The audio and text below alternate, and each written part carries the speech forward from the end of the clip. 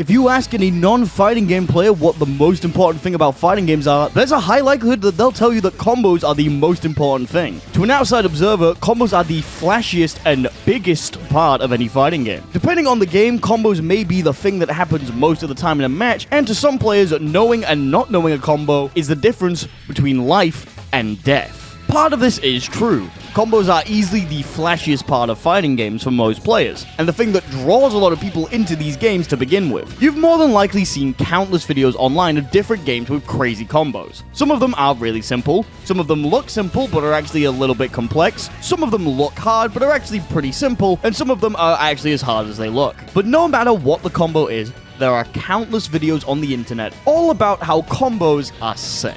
But there's a side to combos that most people don't like to talk about, and that's the fact that getting comboed kinda sucks. Now, this isn't a new take or revelation. Playing fighting games against somebody who's better than you, you'll probably understand the feeling of being trapped in an S Broly combo. It's an unfortunate part of these games where if you make a mistake, you get punished and now your opponent gets to hit you a bunch of times for a large amount of damage. The best players are able to get a lot of damage out of these openings with a long combo that spends a lot of resources. But most of the time, players aren't actually doing very long combos. But why does getting comboed suck so much? Do you really need me to do the YouTuber thing for this? Alright, well, when you're getting comboed in a fighting game, there's basically nothing you can do about it. You just have to sit there and watch as your character gets hit over and over and over and over again. The game goes from a 2-player game to a 1-player game really fast, and it can feel like you, as the comboed player, didn't get to play the game at all. There's a pretty common trend in the Strive scene at the moment, where a character will get a big hit and then... This is obviously a joke, but there's a sentiment amongst players that if you get hit with a big move and you don't have burst, then yeah, the match is kind of over at that point. Obviously, it's not like that with every hit. You don't get hit with Baikon's far/round start and go, okay, yeah, game's over, everyone, pack your shit. GG's! Go next! We did our best! Not all combos are created equally, but there are definitely some combos which are just not fun to be stuck in. Generally, the things that make combos unfun to be stuck in are the length of the combo and the result of the combo. The length of the combo is pretty self-explanatory. If the combo is extremely long without any input from the player getting comboed, then it's not a fun experience. I mean, can you imagine being stuck in a combo for a full 30 seconds, being unable to do anything back? Can you imagine having to stare at your character getting their ass kicked for a full 40 seconds because you failed to jump a grab? Maybe I don't miss Dragon Ball FighterZ. The second thing is how the combo ends. Combos can be okay if they're short and end with nothing eventful, but the best combos get something extra out of them. Most of the times this is a safe jump or a mix-up on the opponent's wake-up, but there are some things that are even more powerful, like straight up killing you. We're obviously talking about touch of death combos, which is something that I brought up on the channel before, but it has to be stated that in some games, one bad hit could literally cause you to not be able to play the game again at all. Now, obviously, most of the time, games with touch of death combos need certain requirements for them to happen. Maybe it requires a lot of resources, maybe you have to really fuck up, or maybe that's just what the whole game is built around. And if you complain about getting touch of deaths in these kind of games, then I really don't know why you thought this game would be for you. Most of the time, players are able to accept these types of combos in these games, but it's not always the same for every game. Some games are not meant to have crazy long combos or ridiculously high damaging combos, but there's still a chance that they'll have combos that you just don't want to beat. Normally, the longer combos are harder to execute, but there's still a big problem with all these combos. There's nothing you can do while they're happening. There's a lot of fighting games that simply strip away control from the player getting comboed, so there's literally nothing that they can do about it. You have to sit, watch, and not interact until your character either dies, or you get put into a position where they're probably going to put you in a block string or have an unreactable mix-up flying your way without much time to prepare. There is zero interaction on the side of the player getting comboed. This sucks differently depending on the skill level. When you're new to the game, you're not taking massive combos, but you generally also have no idea how to play the game. So getting hit with even a small combo feels like shit because what the fuck? My guy isn't doing anything. But at higher levels, while you probably understand that getting hit with a big combo is your fault, getting hit with a counter hit by Mei because you decided to guess that you had to mash on the 50-50 instead of blocking could lead to a lot of raw emotions. This is amplified by how much damage combos do. Yes, getting hit with a combo that is long but doesn't do that much damage is definitely annoying, but it's not the worst thing in the world. However, taking a raw 50% because your opponent had a good whiff punish on you and just decided to dump literally everything,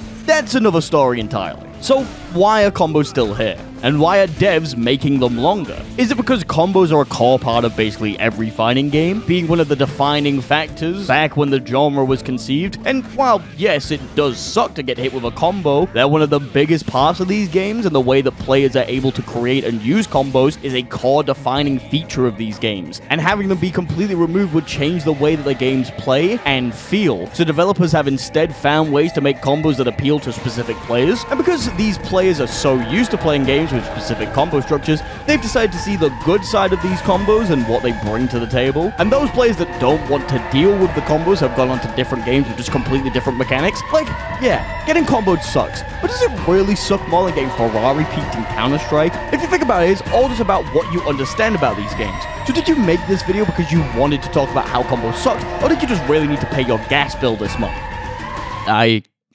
While all of that is mostly true, developers have decided to implement features in their games which make getting comboed suck less. There's a lot of them out there, but I want to talk about 3 which come to mind to me. So let's start with easily the weirdest one.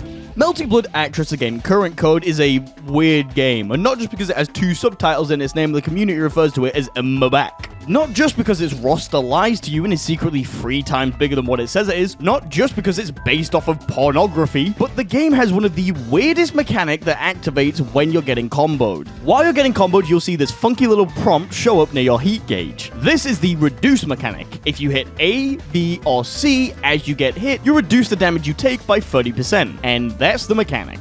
It's extremely simple, but I like it. The window is kind of tight, being a 5-frame window, 3 frames before the attack connects and 1 frame after it connects, so you have to be pretty in sync with your opponent's combo in order to reduce the damage. This isn't something that you can just mash out, unfortunately, but it at least rewards you for engaging with the game and gives you an excuse to do the thing that every fighting game player loves. Hit buttons. It's simple but effective, and rewards players for actually knowing their opponent's character.